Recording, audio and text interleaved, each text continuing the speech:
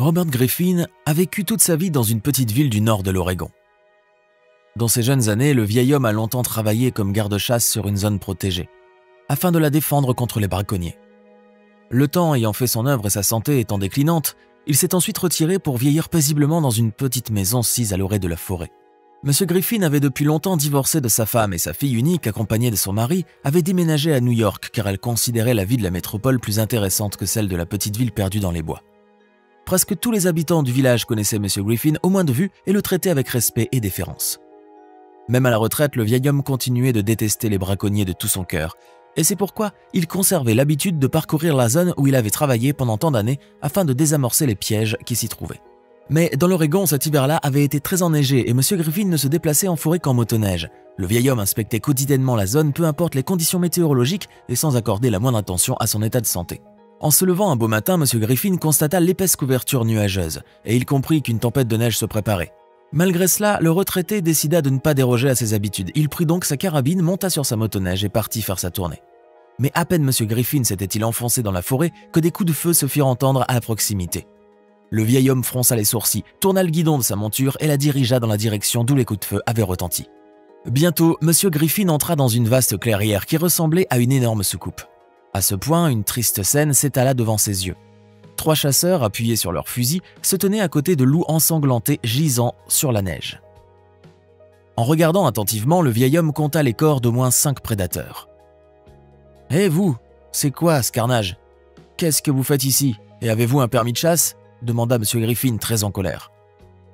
Mais la vue du frêle vieillard n'intimida pas les 3 braconniers qui, grâce à leur supériorité numérique et leur impudence, sentaient bien qu'ils étaient les maîtres de la forêt. « Allez, va-t'en le vieux, ça te regarde pas. »« Nous faisons ce que nous voulons et n'avons pas besoin de tes conseils, » répondit l'un des braconniers dont la barbe rousse se voyait de loin. M. Griffin, comprenant qu'il n'était pas en position de dicter les règles du jeu, serra plus fort sa vieille carabine dans ses mains. Soudain, il vit l'un des loups abattus bouger la tête, puis une patte. « Il est vivant, incroyable, il y en a un qui vit encore. » Cette heureuse pensée qui traversa l'esprit du vieil homme lui donna le courage nécessaire pour descendre de sa motoneige et se rapprocher des braconniers d'un air menaçant. « Foutez-moi le camp, vous n'avez rien à faire ici. Une tempête de neige arrive et je vous conseille de déguerpir au plus vite. Sinon je vais tirer sur les réservoirs de vos motoneiges et vous allez pouvoir profiter de la vengeance des membres survivants de la meute de loups qui doivent rôder quelque part par ici. » ajouta M. Griffin en faisant claquer la culasse de sa carabine avec un air de défi. Les braconniers ne voulaient pas partir, mais ils n'avaient d'abord pas pensé que le vieil homme pouvait être armé. Un homme expérimenté, il comprenait que si une fusillade éclatait, ils risquaient d'être touchés eux aussi. De sorte que, grondant de colère, les braconniers grimpèrent sur leur motoneige et s'enfuirent dans une direction inconnue. Pendant ce temps, M. Griffin s'était approché du loup blessé et il vit que sa blessure nécessitait un traitement rapide et des soins. Le vieil homme prit donc un morceau de toile de jute dans le coffre de sa motoneige et l'enroula autour du loup pour l'empêcher de le mordre sur le chemin du retour. En retournant chez lui, M. Griffin conduisit délibérément lentement afin de ne pas créer trop d'inconfort pour le loup blessé. Le prédateur était calme, se contentant de gémir doucement lorsque la motoneige heurtait une bosse ou un rocher dissimulé dans la neige. « Je vais te faire un pansement » chuchota le vieil homme à l'animal blessé, en arrêtant la motoneige juste devant la porte de sa maison.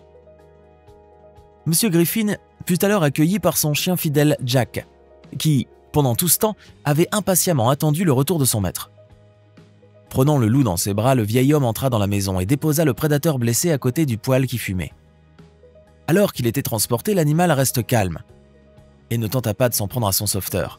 Apparemment, ayant perdu beaucoup de sang, le loup était très affaibli et il semblait résigné à confier sa vie à l'inconnu. Héritage de son ancienne profession, M. Griffin savait administrer les premiers secours en cas de blessure par balle et il prit donc rapidement en charge la situation. Puis, constatant que le loup était encore faible, le vieil homme versa du lait dans un bol et le plaça près de la gueule de la bête. Le prédateur renifla d'abord l'offrande, puis il lécha doucement le liquide blanc à l'odeur agréable. « Oh, c'est bon signe. Alors il va s'en remettre, c'est sûr. Car quand l'appétit va, tout va, » pensa M. Griffin avec satisfaction. Lorsque le loup s'endormit, Jack, comme s'il était conscient que l'animal était mal en point, s'allongea à côté de lui en essayant de le réchauffer avec son corps. Le vieil homme ému regarda la scène sans étonnement, car il savait que son fidèle compagnon avait bon cœur. Le loup nécessitant des soins et des pansements quotidiens, M. Griffin décida de le garder auprès de lui, jusqu'à ce qu'il soit complètement rétabli. Et comme le prédateur était de caractère amical et docile, le vieil homme décida de lui donner le nom de Buddy. En une semaine, le loup fut de nouveau sur pied et semblait aller beaucoup mieux. Puis vint un moment où le loup regarda avec tristesse la porte fermée qui le séparait de la forêt. « Qu'est-ce qu'il y a, Buddy? Tu as entendu l'appel de tes ancêtres, mon garçon ?»« D'accord, allez, va chasser les lapins, » dit à voix haute M. Griffin en ouvrant la porte et en souriant. Buddy sauta dans la cour dès qu'il se sentit libre et se mit à gambader dans la neige. Il fut immédiatement rejoint par Jack, qui s'était beaucoup attaché au loup et le considérait déjà comme son meilleur ami, voire comme son frère. « Hé Buddy, attention, n'attire pas Jack dans les bois où je vais me retrouver sans chien en un rien de temps, » dit M. Griffin en plaisantant. Mais à sa grande surprise, Jack ne suivit pas son ami dans la forêt, comme s'il comprenait que le loup était attendu par ses frères de la forêt. « Je ne crois pas qu'il reviendra, pensa le vieil homme en regardant Buddy se frayer un chemin dans les congères et courir vers les bois. 2 jours passèrent, pendant lesquels Jack pleurnicha pitoyablement à la porte, car il se languissait de son ami des bois. Mais le 3e jour, Buddy se présenta lui-même. Cependant, le jeune loup hésitait et piétinait, comme s'il n'osait pas entrer dans la maison du vieil homme. « Alors, Buddy, qu'est-ce qui ne va pas avec toi, mon garçon? Tu n'es pas malade, au moins ?» demanda M. Griffin avec une pointe d'inquiétude dans la voix. C'est à ce moment que le vieil homme vit une jeune louve, qui semblait être l'amie de Buddy, sortir prudemment de derrière un arbre. Avec un sourire de compréhension, le vieil homme sortit 2 bols qu'il remplit à ras-bord de bouillie et de viande. « Allez manger, mes chéris, ça me fait plaisir », chuchota M. Griffin en regardant attentivement le couple de loups se sustenter. Pendant ce temps, Jack, la queue frétillante, tournait autour de Buddy et de sa petite amie. Le chien était un peu intimidé par la présence de la louve qui le regardait avec méfiance. « Ne t'en fais pas, mon vieux, elle va s'habituer, » dit M. Griffin en riant et en tapotant doucement la nuque de Jack. Le temps passa, et après le rude hiver enneigé, la timide beauté du printemps s'imposa peu à peu. M. Griffin était désormais tellement habitué aux visites quotidiennes des loups qu'il considérait maintenant les 2 bêtes comme des animaux de compagnie, surtout depuis que le couple de loups s'était mis à le visiter en lui apportant des carcasses de lièvres ou de tétras. À une occasion, Buddy apporta même une section de carcasses de cerf, ce qui lui valut le regard désapprobateur de M. Griffin, qui le menaça gentiment du doigt. Comme le vieil homme vivait près de la forêt, son amitié avec les loups ne dérangeait pas les habitants du village, et seuls les 3 braconniers qu'il avait croisés dans la clairière continuaient à lui en vouloir.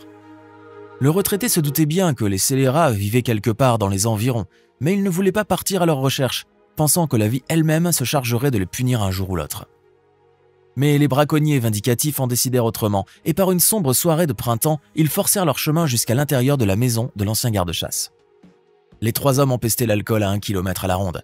Ils étaient ivres, et ce qui les rendait particulièrement hargneux. « Alors le vieux, l'heure des comptes a sonné, on dirait », marmonna le chasseur à la barbe rousse. « De quoi tu parles? Je ne vous dois rien. »« Sortez d'ici », dit M. Griffin avec indignation, avant d'être frappé à la poitrine avec la crosse de l'arme de l'un des 3 braconniers.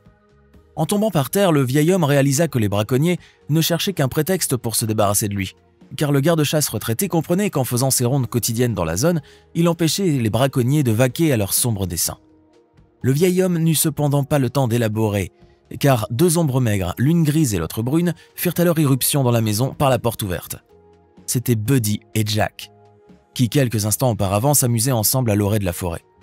En grognant furieusement, le chien et le loup se jetèrent sur les agresseurs de leur maître et bienfaiteurs. En un instant, la pièce fut remplie des cris et des grognements des protecteurs à 4 pattes de M. Griffin. De sorte que si le braconnier roux n'avait pas réussi à utiliser son fusil de chasse, les 3 crapules auraient été mises en pièces. Mais un coup de feu retentit, et en laissant entendre un petit cri, Buddy roula sur son flanc. M. Griffin, sans craindre les braconniers, se précipita au secours du loup, la balle ayant probablement touché les organes internes de l'animal. Jack, voyant son ami blessé, se jeta avec une énergie redoublée sur les assaillants, qui choisirent alors de s'enfuir. Malheureusement pour eux, M. Griffin eut le temps d'utiliser la ligne de communication d'urgence du bureau des gardes-chasse de la région et un groupe de recherche fut immédiatement envoyé sur les traces des tueurs, qui les rattrapèrent à 2 kilomètres de la maison du retraité. Il s'avéra que les 3 braconniers étaient déjà recherchés par la police d'un État voisin pour avoir commis plusieurs infractions contre des animaux sauvages. Mais pour M. Griffin, l'arrestation des chasseurs fut une bien maigre consolation, car malgré les soins du vétérinaire de la ville, l'état de Buddy s'aggrava de jour en jour. M. Griffin fit tout ce qu'il put pour aider son ami, mais sans jamais s'éloigner de lui plus de quelques minutes. Mais malheureusement, malgré les efforts de toutes ces personnes qui se souciaient de lui, Buddy mourut en 1 semaine. Jack fou de chagrin, gémit pendant des jours et des jours en regardant avec nostalgie la forêt qui se remettait du dur hiver. Le chien fidèle attendait que son ami Gris vienne le rejoindre depuis les bois, comme auparavant, afin d'aller avec lui chasser lièvres et écureuils. Mais Buddy, bien sûr, ne revint jamais. Un jour, environ un mois après la mort du loup, la maison de M. Griffin fut visitée par des hôtes inhabituels. Et lorsqu'il ouvrit la porte, le vieil homme sursauta de surprise et pleura doucement. Devant lui se tenait une louve avec 3 louveteaux. La louve grise, se souvenant de la gentillesse de M. Griffin, avait décidé de conduire ses petits à un endroit où ils seraient toujours bien accueillis et où ils recevraient l'aide dont ils avaient besoin. Et si quelque part le paradis existe, Buddy doit y être, veillant sur sa famille et se réjouissant au fond de son cœur que sa progéniture ait eu droit à la vie.